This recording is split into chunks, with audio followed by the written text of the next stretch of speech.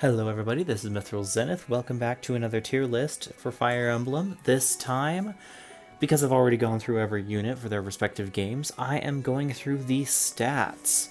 So these are all the core stats that you will see in Fire Emblem when you level up across any of the games. And I will be ranking them based on how powerful they are point for point, how happy you'd be to get an increase, how much they let you do compared to other stats, so on and so forth. Anyway, with that out of the way, let's get to it. First up, Actually, I should do this in a specific way in order to explain why every stat is best, so I'm going to work from the top down. Top tier stat is movement. Movement is the best stat by far, bar none. There is nothing you can say that will change this fact. Movement is the best stat in Fire Emblem. One, you can always move less than you have movement, so it is just an option exponential increase. Two, movement allows you to do different strategies that otherwise would be prevented. High movement units are very important, very notable. Your cavalry, your flying units. There's so much that movement allows you to do that even though it doesn't directly enable fighting ability, it is still by far the most important stat, the strongest stat in Fire Emblem. Not to say that low move units are always bad, but in general, if a unit has more movement, they will be a better unit than an equivalent unit with less movement. And this is still a stat that can increase because in Thracia, you can increase movement, and if you get units that have movement increases, they are amazing. Next up, that is the only S tier stat, by the way. Movement is the only S tier stat. We have a couple stats in A tier. First up is strength. Pretty simple. Do more damage. Some games allows strength subs in for constitution, so it allows you to negate weapon weight.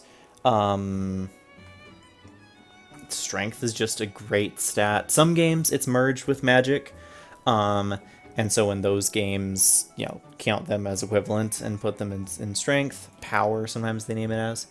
All in all, in general, strength, great, fantastic stat. You're never really upset to see a strength increase unless you have a very specific, strength point that you need to be at and you don't need to be higher, but I don't think that actually exists for any real builds, anything real in the game. Pretty much everyone is happy to have more strength. Also A tier, and probably above strength, is speed. Speed is an incredible stat. Not only does it help evasion, it allows for doubling, it prevents you from getting doubled. Speed is probably the second best stat, only second to movement. The only reason why speed isn't S tier and it's only A tier is because speed does, for units that don't necessarily care about evasion tanking, or in games where evasion tanking is not really viable, speed does have kind of a soft effective cap. If you're already doubling, adding more speed isn't going to make you attack more times. If you're already avoiding being doubled, I mean, adding more speed could make you double, but it's the thing of you want a lot of speed, but you only really need a certain amount to avoid getting doubled, and a slightly higher amount to avoid to double yourself. But yeah, speed is a great stat because double attacking is fantastic. You want to avoid getting doubled and double enemies as much as possible, and the extra boost to resistance is nice as well.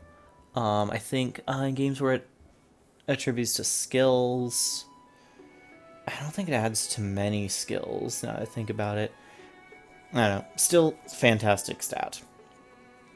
The only other A tier stat, in my opinion, is defense. So defense is maybe a surprise to some people to be up on this list, but I've always said that defense is pound for pound the best return on investment stat you can get. It is always better to boost the defense of a unit that already has high defense than to boost the defense of a unit that already has low defense.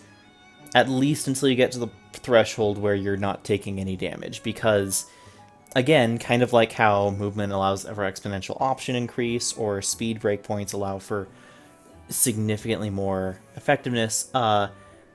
Defense, the difference between taking like 10 damage per hit and 5 damage per hit literally doubles the amount of hits you can take. The difference between taking like 5 and, you know, as soon as you're taking like single digit points of damage, you will effectively live forever so long as you have at least some way of killing your opponents or getting healed. High defense units unlock strategies in ways that, for the most part, no other stat really does. Speed can with resistance, not resistance, evasion tanking. Movement is the only thing that clearly will always unlock new strategies. But high defense units can unlock other strategies as well, like say having one high defense general or armor knight, or even a high def paladin or something, block a choke point, or charge in and soak a lot of enemy attacks. Lure strategies.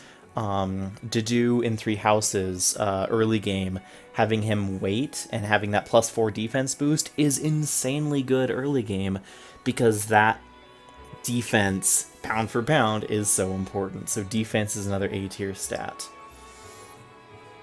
Moving down from A tier to B tier, we have hit points. Hit points, they're solid. You're never unhappy to see hit points in a level up. You're only really unhappy if hit points are the only thing you get, because per point it doesn't do much, but at the same time there's no real downside to hit points. They're always useful, every unit's happy to have them. As someone who played these 0 base stats mods with 1 hit point per unit, getting hit points on level up felt great, because when you have no hit points, you can't do anything. Ewan has like, what, 9, 10 base hit points? He's so squishy, so fragile. Yeah, you're never unhappy to see hit points on a level up, unless it's the only thing you're leveling up. Hit points. Weapon level's a bit of a question mark here. So weapon level is a stat in Fire Emblem 1 and 3, and then other than that, it is a secondary attribute of a unit, which is either static in the case of like Fire Emblem 4, or levels up based on how much you use a certain weapon, as in, I think, pretty much every Fire Emblem game from 5 onward. Weapon level, I'm talking about the stat from 1 and 3, is very good. Again, it's kind of like speed in that after a certain point you don't really need any more, but you really want it to hit certain breakpoints. For Fire Emblem 1 and 3, units that have low weapon level, like thieves, like Julian, on paper, would be a great unit. He has actually like a 50% strength growth, really good speed growth, solid movement as a thief. He's not a cavalier or paladin, but you know, he's fine. Swords are also really good in that game. The problem is his weapon level never increases, like it has a 0% growth, so his weapon level never increases, and even if you use the weapon tome on him, he still can't use silver swords.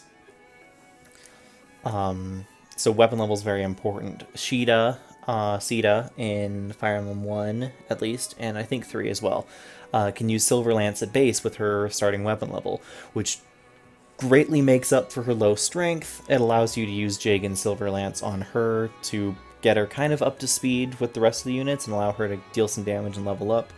And Jagan doesn't need his Silver Lance early on unless you are really in a rush to kill these low-level bandits, which are just experience fodder. Yeah, so weapon level's pretty good. I wouldn't say it's as important as strength, speed, or defense, but it definitely is a contributing factor in why a lot of units are good or usable in Fire Emblem 1 and 3, and why several units just don't really hold up to par, even when otherwise their stats would be pretty good. Castor's another example of he has great stats, even in Fire Emblem 1 when he can't promote, but because of his low weapon level, you need a lot of serious investment and good luck to get him to wield the Parthia. Whereas someone like George, in particular, can wield the Parthia after only 1 or 2 weapon level ups. Anyway, taking a little bit longer on that than I expected. Also, excuse the constitution/build. For some reason, the image, when uploaded, didn't upload right, didn't process. So this is constitution/build, for anyone confused. Magic, I'm putting in B tier. So you might say, well, magic is the same as strength just for mages. Why wouldn't you put it in A tier? Well, because it's only the same for strength for mages, and mages are only one archetype of unit. They're only one weapon type compared to all the other weapon types that are affected by strength. Magic does have the niche of having some magic weapons in many games, weapons which deal damage based off of your magic stat instead of your strength stat, even for physical units, so it's still useful for physical units there. But in general, I find that magic is less important than strength because most enemies have less resistance than defense.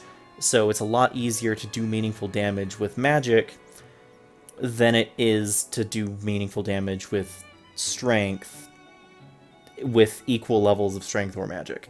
For instance, Fire Emblem 6, Lilina has great magic, but suffers a bit in speed and pretty much everything else, but she has fantastic magic. Meanwhile, you have Lou, who doesn't have quite as good magic, but is a little more solid in terms of speed and hit points and weapon level, I don't know, and stuff like that. Lou is generally tends to be the better sage, all things considered, because that speed and the durability helps more than having maxed out magic. Magic falls a lot more into the problem of you need an absurdly high amount of it in order to get to the breakpoint you really need, which is one-shotting enemies. You want to be able to one-shot them, but you need so much magic to do it that basically a unit that has really high magic is only viable. A unit that has really high magic but not as high speed is only viable if they have sufficient magic to one-shot, whereas a unit that has a little bit less magic but more speed is generally going to be a lot more worthwhile because, you know, unless you're hitting the one-shotting breakpoint, you want that speed, you want those things more, because you're still going to be two-shotting or seriously chipping with magic-based attacks, even without max-out magic. So that's why magic is B tier. And the magical weapons are not necessarily that useful, all things considered. They're fine, they're pretty good, but they're not, like, top-tier quality for the most part, unless you have a unit that has a really weird stat setup, in which case magic weapons can be quite good. Let's drop down to C tier, where we have skill and dexterity. Dexterity in 3 houses, skill in literally every other game. Skill's great? Not really. Skill's fine. Skill helps you hit things, skill helps you crit, skill doesn't do much more than that. You'll notice skill only when you have a unit that has very little of it, or a unit that has a lot of it. Skill's very important in a lot of combat skill triggers, notably stuff like Assassinate or Astra or stuff like that, where you want really high skill to be able to activate them more often. Skill really helps for those builds and whatnot, and like I said, you really notice it when you have not a lot of it, because then you'll be missing constantly. But the effect of each point of skill is so low that it doesn't feel nearly as impactful as, say, strength or speed. This is why a lot of times people will sell their secret books when they won't sell things like energy drops or speed wings, because the secret book is just seemed as not nearly as important. It's like, okay, in most cases, +4 chance to hit and +2 chance to crit, I think. Some games, I think, crit is even half skill instead of full skill. So it's like, yeah, +4 to hit and +1 to crit, which is not, generally speaking, all that helpful in the grand scheme of things.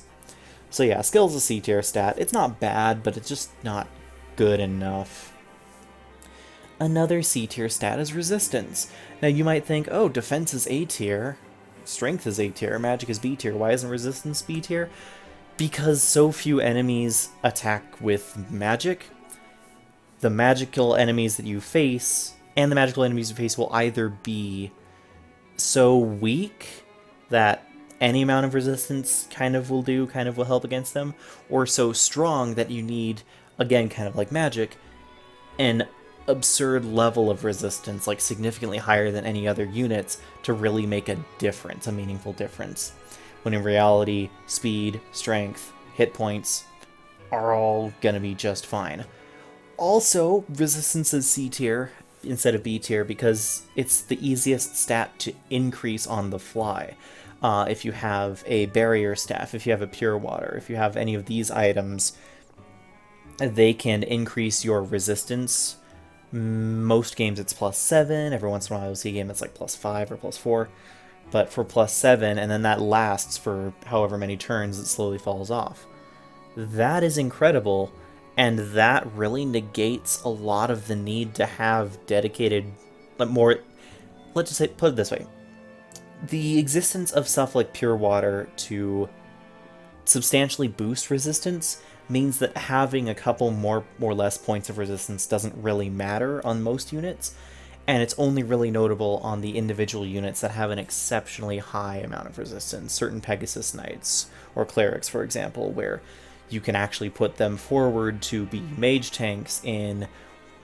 It doesn't happen a lot because mages are usually mixed in with other units, but every once in a while you'll have a situation where primarily the enemies are only mages. This happens a lot in the Arcanea games, 1, 3, 11, 12, and then the Gaiden games, 2 and 15. It's... having some units with really high resistance is really good, but most units don't really need a ton of resistance to still feel viable. Those are the C tier stats. Now, I debated D tier and C tier as pretty similar, but I will say in D tier we have luck. Luck affects everything in a very small way, and outside of a few instances where certain skills proc off luck, I think Awakening, the mercenary skill to prevent weapon durability from falling off, I know there's a few in Fates where there's some luck-centric builds you can put on where certain units like Midori can just like have 5 or 6 luck-based skills and wreck shop with that. Luck is still important because it limits the critical hits you take. It's, for each point of luck, I think it's like +1 to crit evasion, +1 to crit chance, +1 to hit, and +1 to avoid. Or maybe it's like +1 to hit, +1 to avoid, +0.5 to crit, +0.5 to crit avoid, something like that. Depends on the game, probably.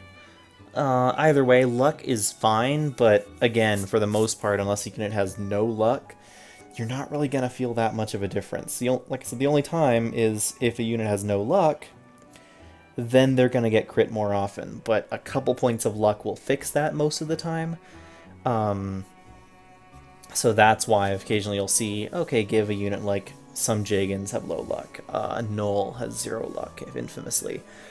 Give them a Goddess Icon and they'll be fine. Generally speaking, for the most part. That's really the only time you'll really focus on luck, unless you have luck-based skills, in which case you'll want a ton of it. Charisma is also a D tier stat. Some units really care about battalions. Most units don't. And units that do care about battalions only really care about them for the buffs they get or give. Charisma's fine, it's not a bad stat, but if you're using battalion... Oh, what are they called? Battalion attacks. Strikes? No. Whatever they're called. But yeah, battalion attack arts. You're only going to use them, I think, a max of 3 times per battle for the ones with that many uses, generally only once or twice. So you're only really using a charisma-based roll on your end downwards of 20 times per game. Like, entire game. Only other time charisma really makes a difference is getting attacked by enemy battalion attacks, in which case charisma is a decent modifier. If I remember right, though, there are some weird rules with charisma where it only kind of allows impact on like ±7 points relative.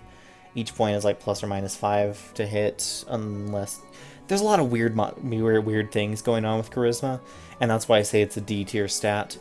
It's useful to a certain point, but it's not the be-all end-all. A unit with high charisma, okay, great, they have that.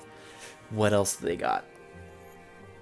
And last but not least, we come to Constitution or Build. It is the only F tier stat, not because it is not useful in very specific circumstances, most notably Thracia, but because it is the only stat with a clear downside.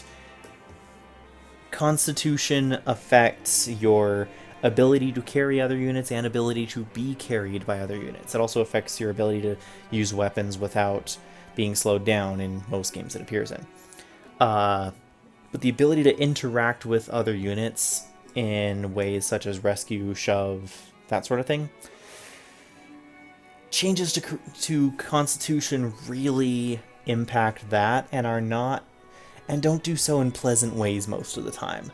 Most of the time, especially in games like the GBA games where for mounted units, your aid is actually negatively correlated with your Constitution, in order to emulate the idea that you are heavier, so your mount is having to carry both you and the other person, and so your mount can carry less after you. There's a lot of times in which boosting Constitution creates problems.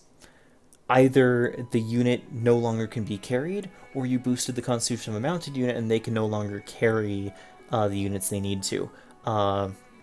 This is why I think promoting certain flying units, if I remember right, boost their Constitution. I keep wanting to say charisma. Boost their con, and if they have boosted con, they can no longer carry certain high priority targets. I think it's something like Florina is the only person who can carry Hawkeye, but she can't do it if she's promoted, or maybe was she the only person who could promote and still do it? I forget. It's one of those two. But yeah, so Constitution is F tier. It does have its uses. Again, higher Constitution increases what you can carry.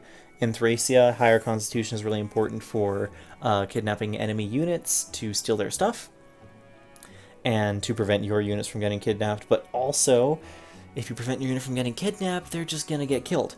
You're going to protect the stuff on them, but what cost? Generally speaking, they'll just only kidnap your units if they're unequipped anyway. Whatever.